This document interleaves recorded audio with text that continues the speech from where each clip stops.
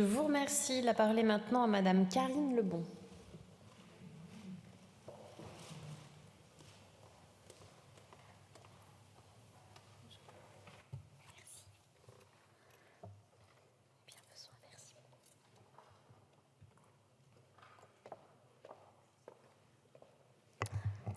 Madame la Présidente, Monsieur le Ministre, Madame la Rapporteure, chers collègues.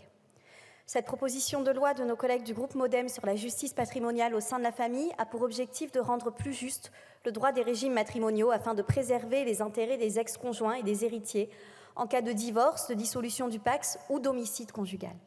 Elle permet ainsi d'assurer une justice fiscale et d'éviter la double peine aux victimes et co-victimes en préservant leur intégrité patrimoniale.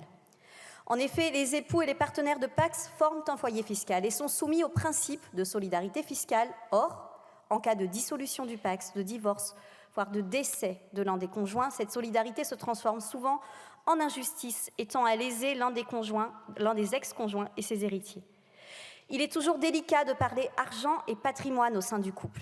Titiou Lecoq le disait dans son livre « Le couple et l'argent ». Dans un couple, parler d'argent reste délicat, comme si défendre son intérêt personnel revenait à dire « je ne crois pas en notre amour ». On bute là sur un premier tabou. Cela revient souvent à envisager que l'on ne sera pas toujours ensemble. Or, pendant la vie conjugale, personne ne veut évoquer une hypothétique rupture. Notre rôle de législateur nous impose pourtant de tenter de réparer les injustices où qu'elles se trouvent. Ainsi, cette PPL vise à améliorer la situation des femmes qui sont dans la majeure partie des cas concernées par ces injustices. L'exposé des motifs nous le rappelle avec justesse. En cas de séparation, une dette fiscale peut peser injustement sur l'un des ex-conjoints et il s'agit à plus de 80% de femmes, alors même que la séparation entraîne déjà pour une grande majorité d'entre elles une perte sensible de revenus. L'appauvrissement des femmes divorcées touche aussi des femmes âgées. Le revenu des femmes sexagénaires chute de 31% après leur divorce. Le niveau de vie des femmes de toute tranche d'âge reste encore inférieur de 14% à celui de l'année précédant la séparation, alors que celui des hommes augmente de 1,6%.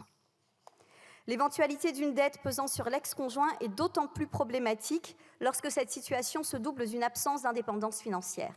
Il apparaît ainsi que cette solidarité fiscale imposée peut être une des raisons qui poussent les femmes à rester au domicile conjugal alors qu'elles sont victimes de violences intrafamiliales.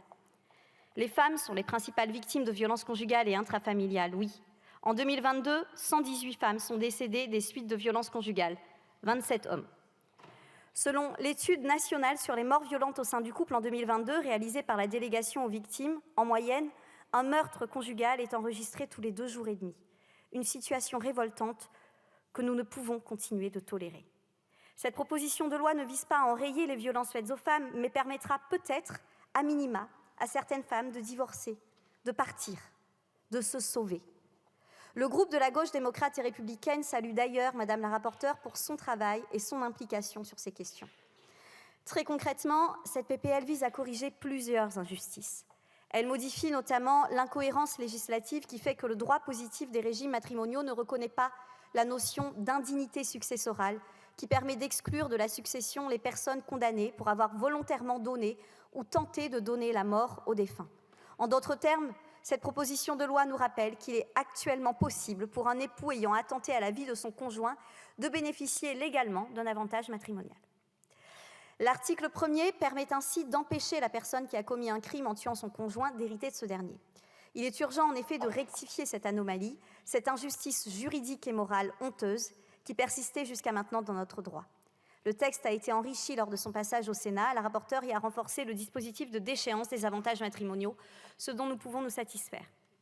L'article 2 vise quant à lui à encadrer l'appréciation de la situation patrimoniale du demandeur afin de limiter les situations où une dette fiscale pèse injustement et lourdement sur l'un des ex-conjoints.